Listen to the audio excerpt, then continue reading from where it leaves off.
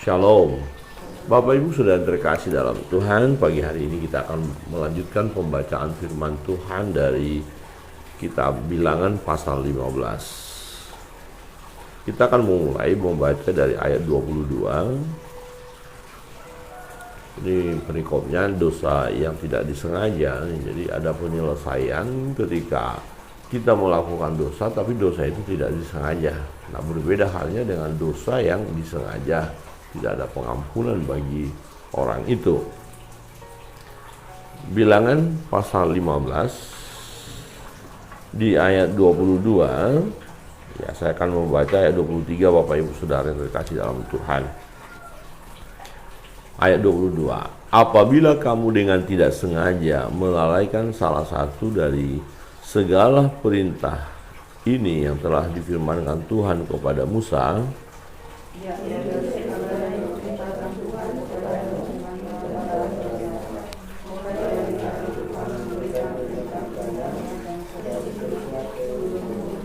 dan apabila hal itu diperbuat di luar pengetahuan umat ini, tidak dengan sengaja, maka haruslah segenap umat mengolah seekor lembu jantan muda sebagai korban bakaran, menjadi bau yang menyenangkan bagi Tuhan, serta dengan korban sajiannya dan korban curahannya sesuai dengan peraturan, juga seekor kambing jantan sebagai domba sebagai korban penghapus dosa.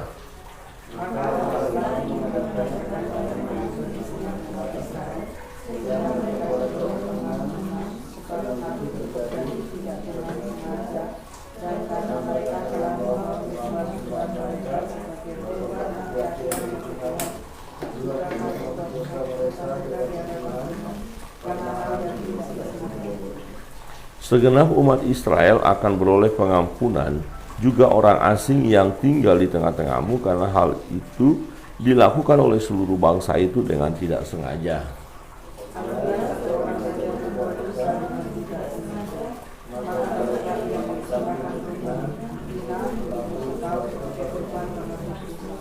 Dan imam haruslah mengadakan pendamaian di hadapan Tuhan bagi orang yang dengan tidak sengaja berbuat dosa itu, sehingga orang itu beroleh pengampunan karena telah diadakan pendamaian baginya.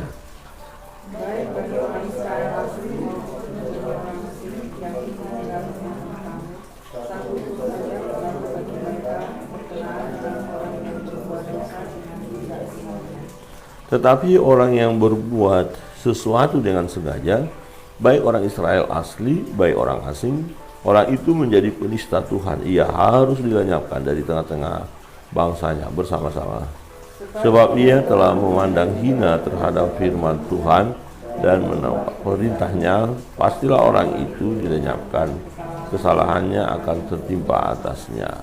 Amin. Demikian jauh pembacaan firman Tuhan. Bapak Ibu Saudara yang terkasih dalam Tuhan, nah, kita melihat dalam perjalanan hidup bangsa Israel ini, mereka harus mentaati firman Allah, ya, harus mentaati apa yang Tuhan katakan melalui Musa. Tetapi peraturan-peraturan itu bisa saja dilanggar.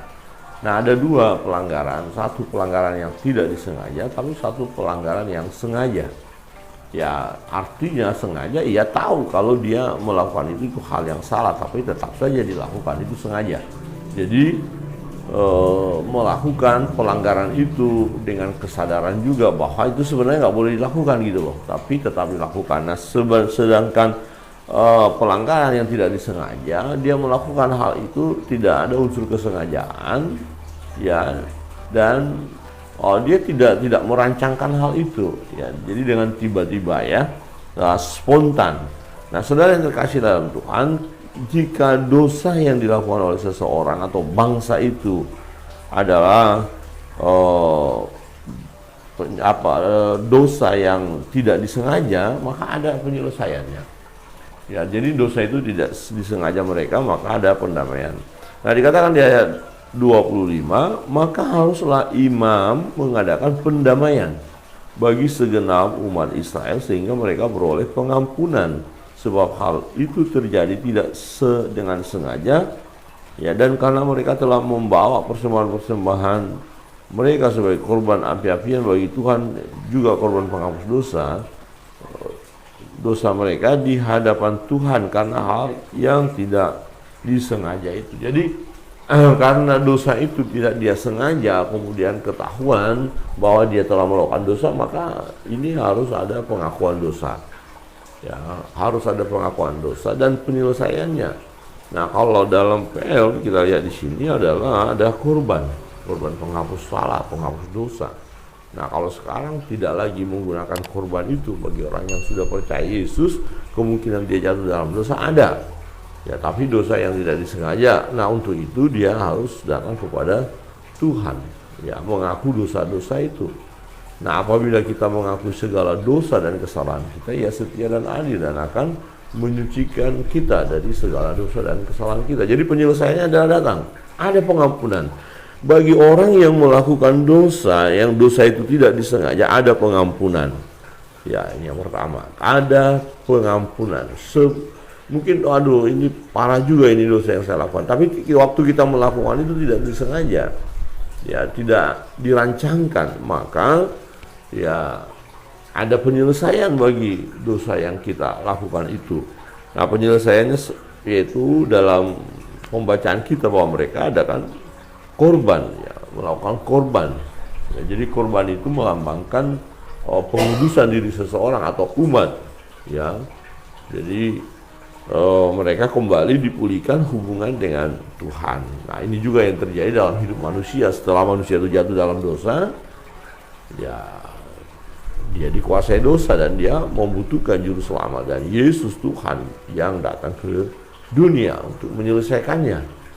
Ya, jadi ada penyelesaian dosa.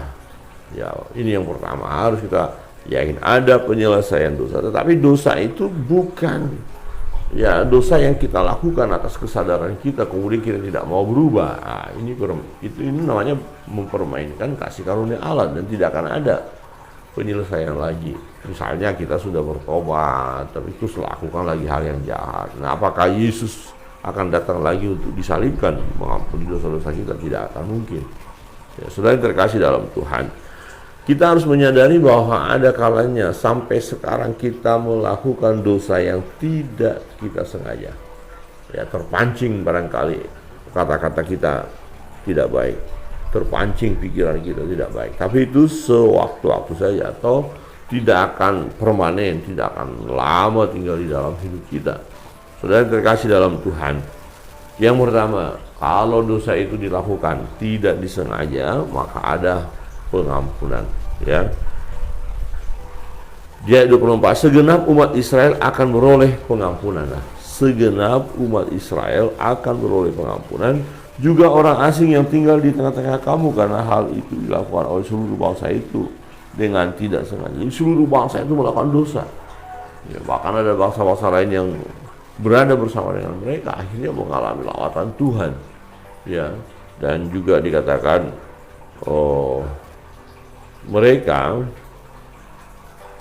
ya, yang melakukan dosa itu yang tidak disengaja, ya, membawa korban persembahan. Maka dikatakan apabila satu orang, jadi bisa banyak yang melakukan dosa, bisa hanya satu orang. Nah, apabila satu orang saja berbuat dosa dengan tidak sengaja, maka haruslah ia mempersembahkan kambing betina berumur 100 setahun sebagai korban penghapus dosa. Jadi dia sendiri harus membawa. Kalau dosa itu dilakukan oleh satu orang, kalau rame-rame ya umat mendatang kepada Tuhan. Artinya dosa yang tak disengaja itu banyak orang lakukan, maka mereka harus bersama-sama. Kalau seorang diri dengan dosa tertentu yang dia lakukan, ya dia harus membereskan diri dengan Tuhan. Nah, ini tugas imam untuk mempersembahkan korban. Nah, ayat 28, dan imam haruslah mengadakan pendamaian di hadapan Tuhan bagi orang yang dengan tidak sengaja berbuat dosa itu, sehingga orang itu beroleh pengampunan karena telah diadakan pendamaian baginya. Saudara terkasih dalam Tuhan, ya, menarik sekali kita lihat bahwa ada pendamaian, ya, ada yang akan mendamaikan. Kalau kita lihat konteksnya bagi kita sekarang di dalam era perjanjian baru, bahwa pendamaian antara manusia dengan Allah, antara kita dan Allah dilakukan oleh Yesus, dan Yesus itu sendirilah, ya, domba paskanya istilahnya, ya anak domba Allah. Jadi yang dikorbankan akhirnya Yesus untuk melayakkan semua manusia di hadapan Allah, yaitu mereka yang percaya. Nah, maka dosa-dosa yang dilakukan oleh orang yang percaya kepada Tuhan, orang yang percaya masih bisa berbuat dosa. Ya, secara dosa yang tidak disengaja itu seringkali terjadi, tetapi jawabannya adalah datang kepada Tuhan, mohon pengampunan dosa. Nah, bagaimana orang yang dengan sengaja? Ini menarik, ada kontras di sini ayat 30. Tetapi, jadi orang yang melakukan dosa tak sengaja, oke, diampuni, bawa korban, ya, pengakuan dosa, selesai. Tetapi kalau dosa itu dilakukan dengan sengaja, wah, ini nggak ada pengampunan, ya. Ayat 30. Tetapi orang yang berbuat sesuatu dengan sengaja, baik orang Israel asli, baik orang asing, orang itu menjadi penista Tuhan. Ia harus dilenyapkan dari tengah-tengah bangsanya, sebab ia telah memandang hina terhadap firman Tuhan dan merombak perintahnya. Pastilah orang itu dilenyapkan, kesalahannya akan tertimpa atasnya. Dan mengapa sampai hukuman mati bagi orang yang melakukan dosa dengan sengaja? Artinya dengan sengaja dia melawan Allah.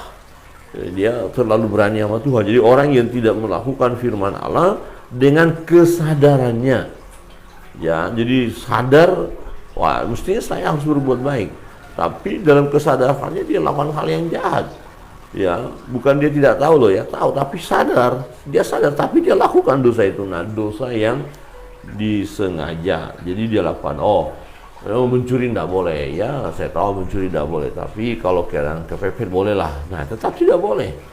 Ya, tetapi akhirnya membenarkan diri sendiri, ya, enggak, ambil aja dulu. Ya, mencuri, macam-macam yang disengaja, artinya sadar bahwa itu dosa tapi tidak dilepaskannya, tetap saja dilakukan. Itu kan dosa yang disengaja. Jadi tidak ada penyelesaian. Kenapa? Karena kesadarannya ada, itu masalah. Jadi orang, dalam pengertian lain, orang ini nggak mau bertobat, itu loh. Jadi orang yang nggak bertobat bagaimana? Apakah masih bisa diberi kesempatan? Orang tidak mau bertobat kok.